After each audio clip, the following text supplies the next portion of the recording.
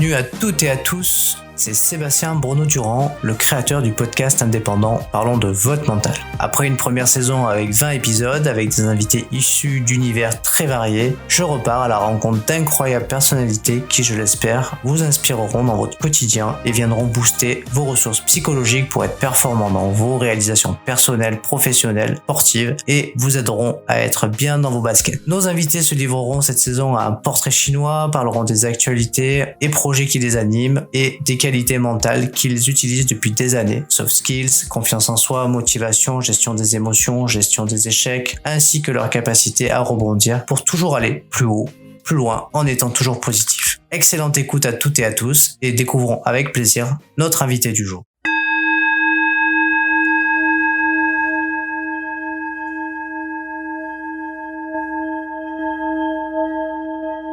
À toutes et à tous sur un nouvel épisode du podcast Parlons de votre mental. Et j'ai la chance aujourd'hui de pouvoir accueillir comme invité Marianne Vandier, une consultante et une experte en droit du numérique.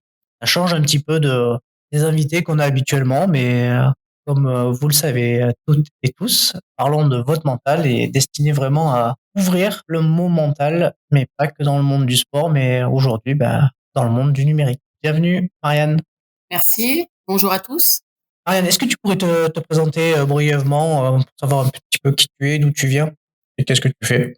Ok, alors je m'appelle Marianne Vandier, 36 ans, bientôt 37, et originaire de Nice, ayant fait un Erasmus, comme je dis toujours, de 18 ans. C'est-à-dire qu'en fait, j'ai vécu autant de temps à l'étranger qu'en France, en parcourant des pays les plus variés que vont être l'Italie, l'Allemagne, la Belgique, l'Espagne. Et à présent, je suis, on va dire, fixe sur Toulouse, mais je me déplace en fonction du travail et des besoins en France et en Europe. Voilà. Pour revenir sur ce que je fais, moi, je suis consultante de base. J'ai un parcours marketing à l'international, donc pour le coup, comme vous l'avez compris.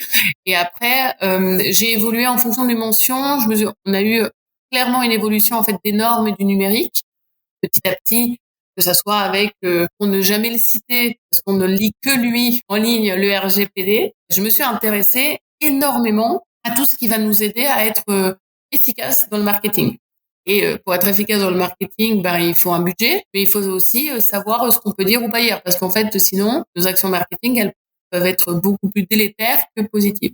Voilà. Donc par la suite, j'ai développé ma société de publicité. Donc moi, je continue le marketing, c'est vraiment un choix ou pas. Et puis en évoluant, comme je le disais, le droit est arrivé. J'ai eu besoin de le comprendre au mieux. Je me suis rendu compte que il y avait personne qui était capable de nous comprendre, que ça soit le sport, que ça soit justement la connaissance du mental, mais également la connaissance business et la connaissance du digital. C'est une expertise, à l'instar des autres justement spécialités dont j'ai parlé. Et je me suis bien rendu compte que quand on expliquait ça à des avocats, ils le comprenaient d'une certaine façon, comme des juristes. Et c'est normal, puisqu'en fait, c'est leur expertise à eux. Le problème, c'est quand ils doivent vous représenter et qu'après ils doivent l'expliquer à des tierces, que ce soit en médiation, que ce soit en consultance, que ce soit en conciliation, arbitrage ou en procédure. Là, ça devient plutôt ennuyeux parce qu'en fait, ce que nous, on n'est pas sûr que tout ait été compris de la bonne façon. Et comme on n'est jamais mieux servi que par soi-même, en fait, je me suis spécialisée depuis quelques années maintenant en droit du numérique, en faisant des mises à jour très très régulièrement. Et j'ai monté ma deuxième société sur Toulouse et je m'occupe de consultance, de droit du numérique, de conformité, d'accompagnement de juristes, parce qu'en fait, mon métier, ce n'est pas du tout d'annuler le métier d'un avocat. Je veux vraiment que ça soit clair et je pense que je vais le répéter plusieurs fois dans notre échange. Moi, mon métier, c'est maximiser et faire en sorte que le gruyère juridique, parce qu'en fait, c'est impossible d'être exhaustif en droit, vu que le monde évolue. Le droit, c'est une matière totalement mouvante et comme le numérique, dans le gruyère juridique, que l'avocat il fasse une chose et que si vous êtes présent sur des supports numériques, et votre humble serviteur vienne et dise attention par rapport à la stratégie, il y a cette norme-là, par rapport à cela, je pense que il faut ajouter cette phrase-là, etc., etc. Et puis accompagner également la justice en tant qu'experte pure dans des expertises quand il y a des litiges. C'est vrai que l'étape en cours, c'est clairement l'inscription à la Cour d'appel de Toulouse en tant qu'experte judiciaire. Voilà. Et comme c'est long, de justice, j'attends la réponse qui devrait arriver en décembre. Est-ce que j'ai répondu à ta question? Écoute, tu nous as fait une synthèse de tes activités, de tes compétences et de ce que tu fais. Alors, la tradition veut que le podcast commence toujours aussi par un petit portrait chinois. Et si tu es OK, on va se prêter à ce petit jeu. Allons-y. Alors, Marianne, si tu devais choisir une couleur, laquelle choisirais-tu et pourquoi? Jaune soleil, pas couleur Simpson, vraiment le jaune soleil, par rapport à l'énergie et par rapport à l'optimisme et la solarité que ça peut transmettre. C'est-à-dire que le soleil, d'ailleurs, même pour les personnes âgées, voir la lumière du soleil, ça a un impact sur le mental. Voilà, moi le jaune, c'est l'effet que ça me fait. À l'instar de l'orange, mais peut-être le jaune, c'est vraiment la couleur pour moi est parlante à ce niveau-là. Si tu devais choisir un objet, lequel choisirais-tu? Un objet dont je peux pas me passer ou un objet qui me représente ou quoi? Alors, un objet dont tu ne peux pas te passer? Ok, c'est un bracelet que j'ai fait avec mon petit garçon parce que dans les échanges, voilà, je trouve que c'est important de partager avec différentes cibles. Et voilà, c'est un bracelet que j'ai au poignet, que j'arrive pas à enlever de toute manière, donc je peux pas m'en passer par obligation. Et symbolique, en plus, c'est ton petit garçon qui l'a fait, donc c'est chouette. Exactement. Si tu devais choisir un livre et un seul, lequel choisirais-tu? Je ne sais pas si tu l'as lu, mais là j'hésite entre deux livres. Le premier, c'est de José Luis Sampedro et il s'appelle Le sourire étrusque. Je sais pas si tu l'as lu. Tu l'as pas lu, il faut absolument le lire, mais genre vraiment. C'est l'histoire d'un vieux monsieur qui découvre qu'il est malade et pour on va dire pour vérifier ça se passe en Italie d'ailleurs, je voudrais que j'ajoute, il va au nord en fait de l'Italie pour avoir des rendez-vous avec des spécialistes et comme la relation avec le bain est très mauvaise avec son fils, il y a toute une logique en fait de relations familiales et de se recentrer dans sa carte du monde parce que voilà, je l'ai pas dit mais j'ai fait un peu de coaching et en tout cas il est super bien écrit. Au-delà même de l'histoire, c'est-à-dire que dit comme ça, t'as l'impression que c'est bougrement chiant, mais en fait l'histoire passe après. C'est hyper bien écrit, même les traductions sont hyper bien. Moi, j'ai lu c'est un best-seller, enfin c'est un succès mondial. Moi, je l'ai lu en français, j'ai lu aussi en espagnol et je peux t'assurer que c'est vraiment très bien fait. Le deuxième, c'est de Jean-Paul Sartre. Ça s'appelle L'existentialisme est un humanisme et c'est pas un livre en réalité, c'est une retranscription d'une conférence qu'il avait donnée où il y a un positionnement par rapport au choix. C'est-à-dire notamment sur le fait que ne pas choisir, le fait de ne pas choisir, c'est un choix quand même. Voilà. Tout ce qui est la réflexion sur l'action, voilà, la volonté, etc. Et ces deux livres qui sont que j'ai chez moi tout le temps, c'est-à-dire que il m'est arrivé des fois de les donner ou de les offrir. Je les ai quand même rachetés après pour moi. Voilà. Super, c'est super livre et on ira à relire pour un et lire pour l'autre. Alors, je ne les ai pas lus, surtout le premier. Tu devais choisir un moment de la journée que tu préfères, ce serait lequel? Ça va dépendre pour faire quoi. C'est-à-dire qu'en fait, moi j'aime bien, si je dois travailler, j'aime bien travailler le soir. Parce qu'en étant dans le digital, les gens le soir, ils ont l'habitude de déconnecter et j'ai pas besoin d'avoir d'interaction. Ce qui fait que je peux me poser sur des choses qui me demandent plus de concentration. Donc ça, pour le travail, potentiellement, peut-être le soir de 20h à 1h, 2h du matin. Très souvent. Très tôt le matin. Mais très tôt le matin, du style 3h ou 4h du matin. Parce que j'ai entendu il y a pas longtemps une phrase et je suis plutôt d'accord avec ça. La journée commence dans le noir et le fait de voir une journée qui commence dans le noir et qui devient lumineuse, c'est un peu essentiel pour tout le monde aussi dans son travail. C'est-à-dire, voilà, et de la valeur. Si tu veux me donner une qualité qui te caractérise, ça serait laquelle? Alors, on dit de moi, si je devais me décrire moi-même, je dirais de l'empathie parce que je suis quelqu'un d'extrêmement à l'écoute. En fait, notamment par rapport au droit, mais pas que. Hein. Puis, le fait d'enseigner, clairement, l'empathie, ça a un impact. Mais de l'autre côté, on m'a dit que j'étais motivante. Je m'en rends pas du tout compte. C'est-à-dire qu'en fait, on m'a dit que j'étais quelqu'un. Je montrerai une fois une capture écran. Il y a quelqu'un qui m'a dit avec toi et tes discours quand on te parle, on a l'impression que tout est possible. Donc c'est chouette comme qualité. Ouais, c'est super ça. C'est super de pouvoir motiver les gens. Alors toi qui as beaucoup voyagé, tu devais choisir un pays, une région que tu préfères, ce serait laquelle? Pour vivre ou visiter? Que pour vivre, contre toute attente, Je pars du principe que quand on voyage, les gens ils disent ouais c'est beau, etc. Mais si c'est sur du court et on va dire du court terme, oui, on peut s'attacher à la beauté du lieu. Si c'est sur du moyen et du long terme, c'est pas que la beauté du lieu qui va nous avoir un impact, mais aussi les gens. Donc si c'est sur du court terme, dans la beauté, je te dirais clairement que des endroits sublimes, il y en a en Italie, il y en a dans le sud de la France, et que il y en a de partout. Par contre, si c'est sur du moyen et du long terme, la Belgique.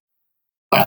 Les Belges, ce sont des personnes d'une simplicité, d'une gentillesse, d'une ouverture d'esprit, honnêtement, et pourtant voilà, j'en ai côtoyé, hein, je veux dire, il y a aussi des cons hein, en Belgique, hein, c'est pas la question, mais pour te dire, voilà, moi j'ai bougé dans beaucoup de pays, les personnes avec qui j'ai encore le plus de contact, ce sont des Belges. Voilà. Est-ce que tu es gourmande? Oui, non, moi j'aime beaucoup manger. J'aime beaucoup manger, gourmande dans les sucreries, hein, mais pas que. Je trouve que manger, c'est un vrai échange. Et il m'arrive même des fois de manger dans la même assiette avec mon fils pour rigoler. Et c'est vrai que c'est marrant, même dans la logique en fait du partage. Voilà. Donc ouais, clairement pour moi l'art de la table c'est intéressant. Alors si tu devais choisir un plat que tu préfères et un dessert que tu adores, ce serait quoi? On peut pas commencer par ce que j'aime pas. Non, je rigole, hein, mais je vais te sortir. Mais alors, un plat que j'adore, un truc qui vraiment pour moi est sous-coté, mais que je trouve, sous-coté parce que c'est pas le truc le plus sexy, hein. Mais la queue de l'otte, sauce arachide et tomate, c'est une tuerie. Voilà, son nom. Je parlais de la paella parce que ma mère a des origines espagnoles, mais en fait, un plat, je vais pas être super compliqué, mais vraiment des plats qu'on partage, tu vois, c'est des trucs conviviaux, quoi. Et en dessert, mon Dieu, j'aime tout, mais mon gâteau préféré, c'est la tarte au citron meringuée. Voilà, parce qu'il y a une bonne pour moi, il y a un bon équilibre entre l'amertume du citron, enfin, tu vois, on va dire l'acidité plutôt du citron, et le côté hyper, comme dirait Philippe Etchebest, hyper gourmand, ou c'est pas Philippe Etchebest qui va dire ça, c'est Cyril Lignac. Donc, et le côté hyper gourmand de la meringue italienne si c'est bien fait. Voilà. Et c'est pour moi des très bons gâteaux. Mais pour moi, en réalité, c'est compliqué comme question pour moi, ça. Merci Marianne pour ce portrait chinois. On va rentrer dans le vif du sujet et on va désormais parler de mental et on va commencer par ton parcours. Qu'est-ce qui t'inspire ton parcours? Il m'inspire, est-ce que ça te parle, la philosophie Kaizen? Ou pas du tout? Si oui, Alors, tu vas m'expliquer. pour faire extrêmement simple pour les personnes à qui ça ne dit rien, la philosophie Kaizen, c'est la logique en fait de l'amélioration constante, voilà, et de la recherche. Et de la recherche vers une amélioration. Mais l'amélioration constante, ça veut pas dire faire des changements énormes. Ça peut être des fois un tout petit truc qui va avoir un impact énorme dans la logique de l'effet papillon sur 3 ans. Alors, par exemple, je me lève 5 minutes avant. En fait, sur 3 ans, toutes ces 5 minutes, ça m'a permis par la suite de gagner des heures entières parce qu'en 5 minutes, par exemple, il y a moins de trafic pour arriver à droite à gauche. Un exemple. Moi, voilà.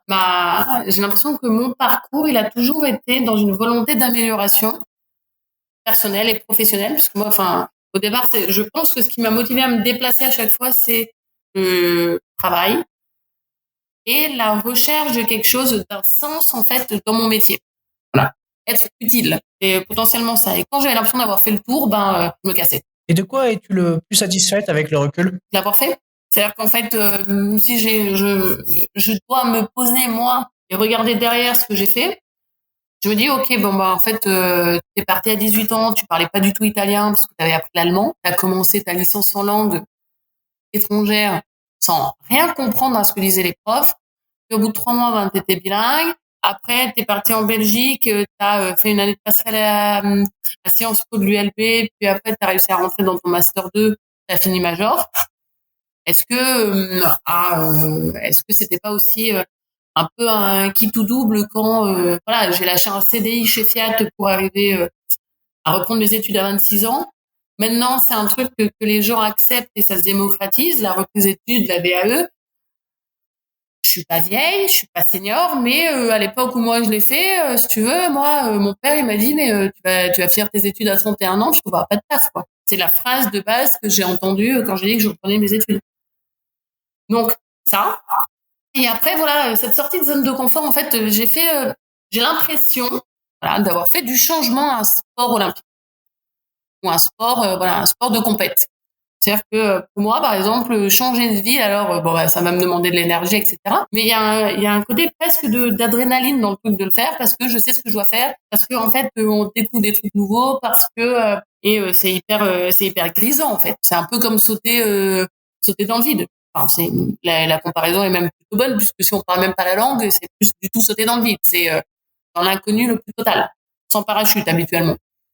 Voilà. Et puis maintenant que j'ai grandi un petit peu, peut-être plus en maturité, etc., le côté grisant du changement ou de l'évolution, hein, je le sais plutôt dans mes recherches et dans mes accompagnements. Le fait d'avoir différents types de clients, le fait de me spécialiser dans des trucs qui, enfin, je sais pas si on est beaucoup à parler de droit du numérique, mais voilà, se spécialiser sur des trucs où personne l'attend, quoi. Enfin, je veux dire, je suis partie à 18 ans en Italie quand il y avait le traité de Bologne, donc 2004, qui venait de sortir, et on m'a dit, bah, vous avez étudié allemand, vous n'allez pas pouvoir y aller. J'ai regardé mon père, j'ai regardé ma mère dans le bureau des relations internationales de Nice, après ce sublime refus, et je les ai regardés, j'ai dit, bon, bah, je me casse. Et c'est la phrase que j'ai dit, il n'y a pas de paraphrase ou rien, et je suis partie. Hein, donc c'est ça que ça me fait réfléchir. Voilà, là-dessus, je me dis, ok, des fois, il faudrait que je me pose et je me dise, Marianne, t'as quand même déjà fait ça. Et ça, rarement, j'arrive à le faire. Si je te dis la phrase rendre possible impossible, est-ce qu'elle fait écho à ton parcours? Qu'est-ce qui est impossible et qu'est-ce qui est possible? Moi, en fait, même si c'est paraît extrêmement pompeux, mais pour moi, l'impossible n'est pas. C'est-à-dire qu'en fait, quand on se donne les moyens et quand on passe le cap de la sortie de zone de confort, il y a que élargir le champ des possibles. Tu vois, parce que pour moi, un truc impossible, c'est qu'on n'y met pas les moyens. Et donc, c'est un choix c'est toujours un choix et ça part toujours du consensus. Donc, on peut plus élargir le champ des possibles. Alors, on va parler un peu de mental. Si tu devais définir le mot mental, quelle définition, toi, tu poserais sur ce mot-là? Mental, pour moi, je dirais que c'est pour moi assez large comme terme déjà, et je te dirais que c'est la forma mentis, donc la forme de réflexion et la logique du positionnement qu'on se donne dans une action. Je ne sais pas si c'est très clair ce que je suis en train de dire, mais dans l'idée, c'est pour moi le mental par rapport à ce qu'on est en train de faire, c'est le positionnement, voilà, de qui on est et de la façon dont on va affronter la situation. Moi, c'est ça le mental. Avoir un bon mental, oui, mais quoi derrière? Avoir un bon mental, pour moi, c'est déjà répondre à un mantra ou du moins un slogan. Je sais pas comment on peut appeler ça. En marketing, on dirait un slogan. Pour moi, c'est plus un mantra. Et il n'y a pas de problème avec des solutions. Voilà. Donc, déjà ta réponse un peu là-dedans. C'est pour moi, en fait, avoir un bon mental, c'est donner le poids et l'importance à la situation telle qu'elle est. C'est-à-dire que quand des fois on se noie dans un verre d'eau, pour nous, à ce moment-là, le verre d'eau est une piscine, puis après on se met debout et on se rend compte qu'on a pied dans la piscine. Donc le problème est un faux problème. Ce genre de choses-là. Voilà, avoir un bon mental, c'est arriver à prendre de la hauteur, arriver à regarder les choses de différents côtés, voilà, de différents points de vue. Si besoin, demander conseil, mais c'est pas obligatoire. Des fois, c'est en réfléchissant, en regardant, en écoutant même. Et oui, c'est ça. Et être positif. Voilà. Un bon mental pour moi, c'est voir le verre à moitié plein. S'il est quand même rempli à moitié de quelque chose qui va pas, donner la place à tout ce qui va pas et l'importance réelle de tout ce qui va pas. Voilà. Quand tu parles de positif, c'est être enthousiaste, c'est ça? Et c'est primordial pour le mental? Ou alors moi être enthousiaste, c'est être tout le temps super content. Non, pas ça. Pour moi, on n'est pas obligé d'être content. Par contre, pour moi, avoir un mental, on va dire un bon mental, c'est être positif. Pour moi, c'est dans l'action. C'est ne pas se laisser commander par la situation et c'est avancer. Voilà. Ça ne veut pas dire qu'on a tout le temps la banane. Par contre, ça veut dire qu'on met tout en place pour que la situation évolue de la bonne façon. Voilà. Moi, c'est ça, le positif. Ok. Est-ce que tu as des rituels pour te préparer, toi, mentalement, dans ton quotidien? Alors ça dépend. Ça dépend quand je fais quoi. Parce qu'en fait, dans mon quotidien, je fais beaucoup de choses. Si j'ai des consultances en physique, des médiations, parce que c'est une obligation maintenant également dans le droit du numérique. Si je donne cours, j'aime bien. En fait, ça paraît complètement bête, hein, mais j'aime bien arriver un petit peu en avance quand il y a personne, me poser, faire les trucs à mon rythme. Parce qu'après, je sais que je suis plus à mon rythme, hein. Donc faire les trucs faire tout ce que je dois faire à mon rythme. Et peut-être même des fois, voilà, ne rien faire, mais rentrer dans l'idée que je vais devoir faire quelque chose. C'est-à-dire, en fait, à ce moment-là, mentalement, je rentre potentiellement pas dans un rôle, mais dans une posture. Posture de prof, posture de médiateur, posture de consultant ou ce qu'on veut. Mais dans tous les cas, voilà, à ce moment-là, c'est comme ça que moi j'affronte les choses. Et de toute manière, j'ai un gros défaut, je déteste arriver en retard. Mais en fait, c'est pas un défaut dit comme ça, mais ça peut devenir un défaut parce que j'accepte pas non plus les gens qui sont en retard si on m'informe pas. Je trouve que ça manque de respect. Et quand j'ai un rendez-vous, je suis tout le temps en avance. Un, parce que j'ai besoin en fait de rentrer dans cette posture-là dont je parlais. Et deux, parce que en fait, on ne sait pas ce qui peut arriver avant, donc je prends mes dispositions. Voilà. Ouais, je comprends. Moi aussi, j'aime pas arriver en retard. Donc du coup, je suis toujours en avance. Mon côté et pourtant je suis du sud, tu vois, mais je déteste ça. On va parler de confiance en soi. Et je voudrais savoir comment elle s'est construite, toi, ta confiance. Alors, c'est une bonne question, mais confiance au niveau perso ou au niveau pro? Parce qu'en fait, je sais que le pro a un impact dans le perso et que le perso a un impact dans le pro. Il n'y a rien de nouveau là-dessus pour moi, du moins. Mais j'ai envie de te dire, si je semble super confiante, je suis pas tout le temps super confiante. Ce serait mentir. Quand on est sur du renouveau, il y a quand même une partie d'inconnu. Sur de l'inconnu, je peux pas te dire que je suis confiante comme si je vais faire un truc que je connais déjà depuis 10 ans. Ça, c'est mort. Par contre, clairement, pour moi, la confiance, c'est à force d'avoir des expériences et à force d'être reconnu par tierce. Donner des cours, pour moi, ça fait partie des trucs qui font qu'on reconnaît mon expertise. Être appelé comme consultante, ça fait partie de ça. Voilà. Demander l'inscription à la cour d'appel, pour moi, fait partie aussi d'un appui sur ce qu'on considère un bagage. Voilà. Au niveau perso, je te dirais que j'en sais rien. C'est-à-dire que pour moi, j'ai pas plus confiance, ou moi, j'ai pas la confiance comme diraient les jeunes. Je me comporte tel quel, quoi. Enfin, si tu veux, je pars du principe que je dois être acceptée comme je suis. Voilà. C'est plus, moi, ma confiance, c'est plus le respect, tu vois, pas plus. Oui, je vois tout à fait. Alors, on parle beaucoup de droit à l'échec, même si moi, je suis pas d'accord avec ce terme d'échec, parce que pour moi, un échec, ça n'existe pas forcément. Pour moi, on parle plutôt d'expérience réussie ou d'expérience qu'on peut venir améliorer. Quelle est ta position, toi, par rapport à ça? Et est-ce qu'il faut s'accorder, du coup, le droit à l'erreur ou comment tu fais pour garder confiance si à un moment donné, ça va pas comme tu souhaites? Je pense que, enfin, je vais pas rentrer dans ma vie privée, mais il me semble t'avoir déjà dit quand on a parlé la première fois que moi, c'est de certains de mes coups durs qui font que je me suis améliorée.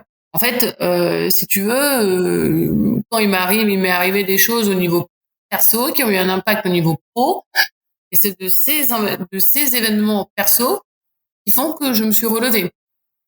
Donc, le droit à l'échec, ouais, je trouve que c'est hyper négatif comme terme. Expérience, oui. Je dirais vécu. Le droit au vécu. Le droit, le droit à l'erreur, peut-être, parce qu'on peut commettre des erreurs, ça, y a pas de problème. Mais si on considère qu'on a commis une erreur, c'est qu'on a déjà grandi pour pouvoir admettre que c'en est une. Ça te semble cohérent? Oui, c'est vrai. Ouais, ah ouais, clairement. C'est comme ça que je vois la chose et en même temps, je me dis toujours, enfin, je dis toujours à mes étudiants et je me le dis à moi-même aussi que souvent de la merde sort des fleurs, quoi. Donc pourquoi il faut le renier? Il y a toujours du bon quelque part. C'est parce qu'il t'arrive ça que tu t'intéresses à quelque chose. Parce que potentiellement, en fait, t'y intéresses pas parce que ou on t'en a jamais parlé, t'as jamais vécu l'impact, ou t'étais pas au courant, quoi. Enfin non, pour moi, il y a pas d'échec. Il y a plus du vécu, du vécu et du travail sur soi-même. Ok. Si je te dis le regard des autres, est-ce que c'est quelque chose qui te parle et qui fait écho à ton parcours? C'est-à-dire que j'ai fait mon parcours pour les autres? Ah, mais alors pas du tout. Mais le regard des autres est important.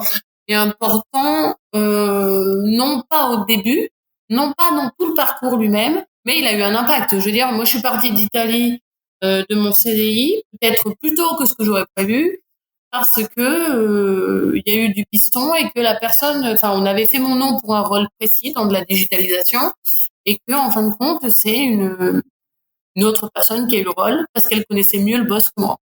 Voilà. Donc clairement, le regard des autres, il a eu un impact. Après, honnêtement, je me suis remis 78, donc si tu veux, déjà, je passe pas inaperçu, mais et je m'en fous. En fait, j'ai eu honte pendant longtemps en fait de ma taille. Je pense que le regard des autres ne m'atteint plus. Également depuis que je me fous en fait de la gueule que j'ai quand je sors le matin. Il m'arrive d'être super sapée. Et récemment, il m'est arrivé de croiser une fille qui m'avait toujours vue en fait un peu en mode de l'arrache parce qu'elle habite mon quartier. Elle m'a vue un peu plus sous qu'elle m'a même pas reconnue en fait. Elle m'a dit ah, mais c'est toi. J'ai dit ben ouais toujours. Mais en fait pour moi il y a pas de problème puisque je pars du principe que c'est pas le contenant qui est intéressant, c'est le contenu quoi. Donc le regard des autres c'est aussi en fonction des personnes qu'on a en face et qui ont envie de s'intéresser.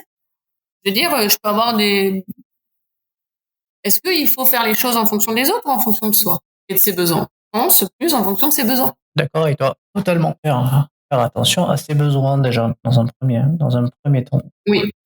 Après, le regard des autres, il peut toujours être intéressant dans la mesure où les autres peuvent t'amener des remarques constructives qui permettent de t'améliorer. Voilà. Après, il faut savoir filtrer ce qu'on te dit pour pouvoir, on va dire, utiliser ce qui est bon et pas forcément ce qui ne l'est pas. Non, c'est sûr. Mais en fait, s'il y a des retours d'expérience, enfin, ou du retour on va dire, de choses vécues en commun, ou une personne a pu admirer, ou si je demande son avis, c'est un fait. Si on me donne, si je fais moi quelque chose pour plaire à quelqu'un d'autre, c'en est un autre. C'est-à-dire que si ce qu'on me donne comme retour, c'est un truc positif, et même négatif, hein, mais du moins que c'est quelque chose qui a une plus-value pour moi pour m'améliorer, cool. Si c'est pour me critiquer, me balancer des trucs à la face, non, pas du tout. Laisse-moi tranquille, fais comme si j'existais pas, c'est mieux. Ouais, tout à fait ce que je voulais dire. Tout à fait, tout à fait. Tout à l'heure, tu disais que on t'avait fait la remarque que tu étais motivante. Et justement, on va parler de motivation. Quels sont alors, en gros, comment tu fais pour te motiver en fait au quotidien? Quels sont tes rituels, tes trucs? Voilà. Comment Marianne se motive? Mais enfin, moi, j'ai mon objectif final. Moi, là, tu vois, mon objectif de l'année, c'est être experte judiciaire à la cour d'appel. Voilà, c'est mon truc. Entre-temps, c'est d'être la plus calée dans mon domaine et d'être reconnue pour moi-même déjà, vu qu'en même temps, dans mon domaine, on est un peu en train de parler d'un truc qui ne plaît à personne, en fait, dans le numérique, c'est-à-dire, ou du moins, dont personne n'a encore réellement compris l'impact que ça peut avoir sur leur travail.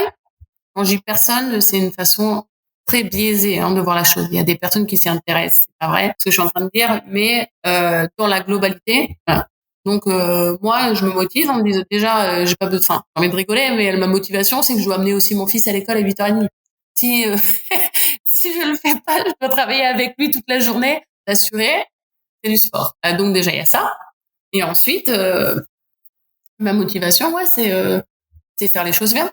C'est me dire ok bah maintenant j'ai ça à faire. C'est prendre un café. C'est voilà. Mais c'est un ensemble de trucs. C'est vraiment moi je fonctionne à des objectifs peut-être des fois plus long terme que ce que les gens imaginent. Et et mon but ne va peut-être pas se voir en 3 semaines. J'ai une question que je pose souvent et je suis pressé d'avoir ta réponse. Est-ce que tu penses qu'il faut avoir un plan pour réussir? Non, aucunement. Alors là, pour le coup, aucunement.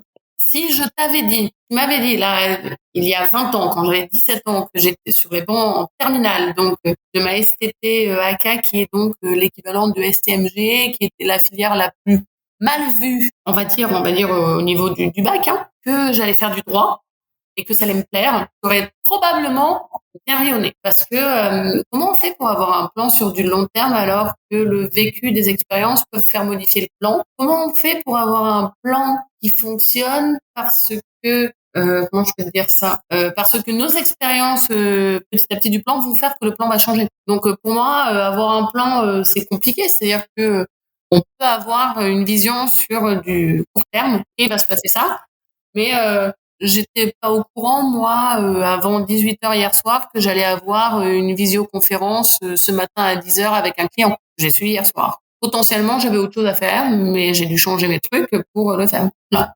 Enfin, donc, je trouve que le plan, ça a tendance à trop mapper. Enfin, je sais pas comment expliquer, mais je trouve que trop planifier, ça tue la planification. C'est bien de pas naviguer en mode, enfin, au radar.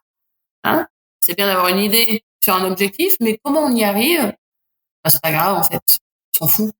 Moi, pour gagner en maturité, j'ai mis, je vais pas te mentir, j'ai mis 13 ans. Moi, à 17 ans, j'étais une débile. Enfin, j'avais la maturité de mon âge, mais j'étais pas spécialement mature pour mon âge non plus, quoi. Ok. Donc pas de plan pour réussir. Pas de plan trop planifié. Je sais pas comment t'expliquer. Enfin, laisser la place à ce qui peut se passer autour de soi, quoi. Et ne pas avoir peur de changer. Ça aussi, le problème. Oui, ça c'est quelque chose qu'on fait souvent en tout cas dans le domaine sportif, voilà, en tout cas, j'ai là le domaine où j'ai le plus travaillé. Très souvent, quand on fait des plans d'entraînement, souvent on les fait au crayon parce qu'on sait très très bien que l'athlète qu'on accompagne, il peut se blesser, il peut être fatigué, il peut toujours y avoir quelque chose qui fait que de toute façon ton plan ne tient jamais en fait. Tu es obligé de faire de la remédiation toutes les semaines par rapport à plein de choses, par rapport à une programmation de tournoi, par rapport aux entraînements, par rapport à voilà, plein de choses. Donc j'ai l'impression que c'est un peu de partout pareil. Hein. Oui. Bah, de toute manière, est-ce que l'entrepreneuriat n'est pas un sport de haut niveau aussi? Ah aussi, je pense que c'est un sport de très haut niveau même. Voilà. Alors justement, un sport de très haut niveau, dans le sport de très haut niveau, souvent on est en quête de performance et souvent on a à gérer de la pression par rapport à cette performance et par rapport à ce qu'on veut obtenir. Est-ce qu'il t'est déjà arrivé d'avoir à gérer beaucoup de pression? Et si oui, comment tu fais pour la gérer? Je dis toujours que, on va dire que moi je suis une maman célibataire de 4 enfants. Pourquoi? Parce que j'ai un petit garçon, j'ai 2 sociétés et j'ai un chien. Dit comme ça paraît tranquille, hein, mais je pense que le plus gros investissement qu'on a, ça reste de considérer ces entreprises comme ses bébés et d'avoir un enfant en plus à gérer en général. Donc pour moi, c'est mieux le stress, ou on va dire la charge mentale, parce que c'est un peu ça dont tu parles. Il faut l'apprendre, il faut apprendre à prioriser, il faut apprendre à laisser, entre guillemets, pisser, tu me permettras le terme. Il faut apprendre à accepter qu'il y a des trucs qui vont pas comme tu veux. Il faut apprendre aussi à apprendre à faire attendre les gens. Je viens de te dire que j'aime pas être en retard. Par contre, être trop à l'heure, c'est un défaut. C'est ce que je t'ai dit. Parce qu'après, les gens, ils s'habituent. Si tu as autre chose à faire, en fait, et que tu leur réponds pas du tac au tac, et ça va être embêtant aussi. Donc voilà. La pression, c'est essayer de comprendre que la pression, tout le monde en a d'une façon ou d'une autre, et que ce qui est important pour toi ne l'est pas pour l'autre, et vice versa. Donc, j'ai envie de te dire, c'est pour moi une prise de hauteur et avoir une vision globale en fait de la chose. C'est-à-dire que moi, la pression, je l'ai moins vécue quand j'ai commencé à avoir une vision des tenants et des aboutissants de tout. Je comprends. En fait, tu es focus sur ce que tu maîtrises, et ce qui est en tout cas de ton ressort, et prendre du recul sur ce que tu ne peux pas vraiment maîtriser. Alors ça, ça c'est certain. Mais même ce que je maîtrise ou même ce que je ne maîtrise pas mais que j'aimerais cadrer, si j'ai besoin de plus de temps, je vais prendre le temps nécessaire pour le faire. Ça ne veut pas dire que je vais être pour les autres, ils vont peut-être le vivre comme une attente. Pour moi, c'est que j'avais autre chose à faire avant. Non, tu respectes ta temporalité, tout simplement. Exactement. Ça, ouais. Et c'est comme ça que j'arrive à gérer mon stress. Et après, en ayant des horaires décalés. C'est-à-dire que si j'imaginais de devoir caler ma journée de travail entre 8h30 et 16h30, je serais potentiellement en burn-out. Là, pour le coup, moi, je me dis que ma journée, elle a 24 heures, potentiellement, que je me réveille, il est 7h30, mon travail commence vers 9h. Une fois que j'ai fait ça, je sais que jusqu'à 4h30, je peux travailler à un rythme plus tranquille. Et puis, à 4h30, de 4h30 à 7h, je vais bloquer, parce que c'est un slot que je veux garder pour mon petit garçon, qui fait partie pour moi d'un truc fondamental, voilà. Et puis après, de 7h30 à l'heure dont j'en ai besoin, je m'organise. Parce que, d'ailleurs, je l'ai pas précisé, mais parce que pour moi, en fait, je vois que je fais bien quand je vois que mon petit garçon va bien. Si mon fils va bien, c'est que j'arrive à tout gérer le reste. Ouais, je comprends. généralement, les enfants sont des éponges, donc si les parents vont pas bien, ils épongent un peu aussi. Donc, c'est vrai que c'est un bon, un bon indicateur, ne serait-ce que pour soi. C'est ça, c'est une bonne clé de performance. Alors, dernière question, avant de clôturer l'épisode.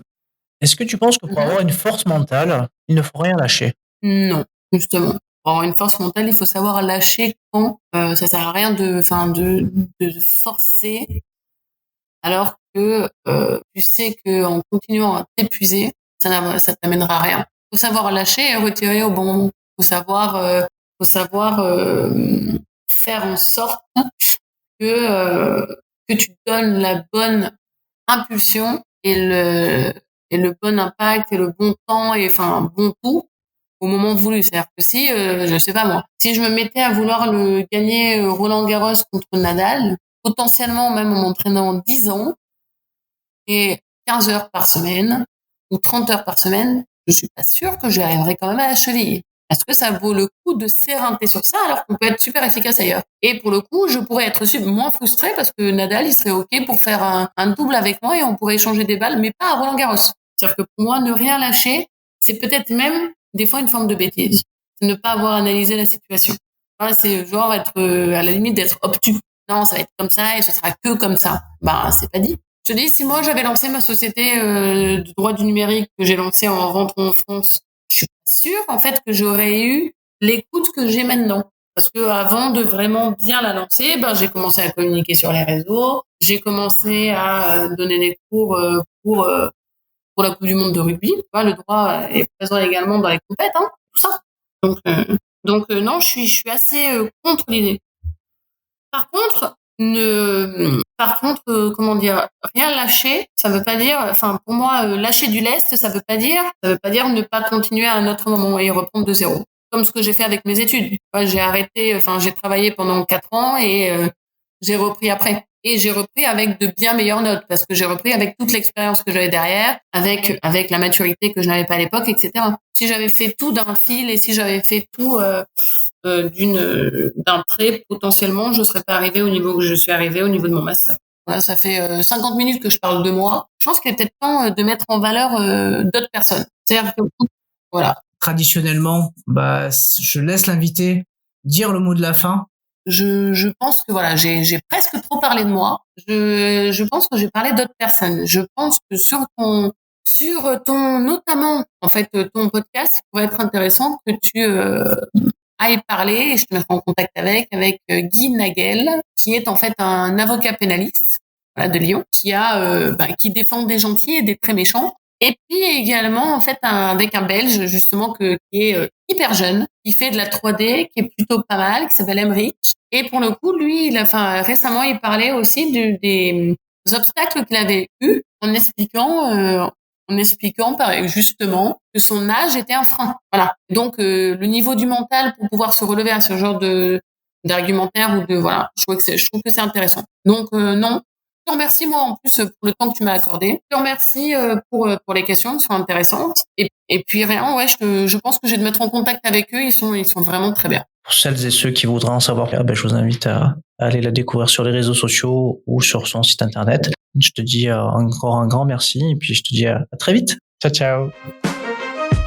Si t'es arrivé jusque-là, c'est que cet épisode t'a certainement plu. Alors, merci d'abord pour ton écoute et ta fidélité. Et pour te remercier, je t'offre un cadeau.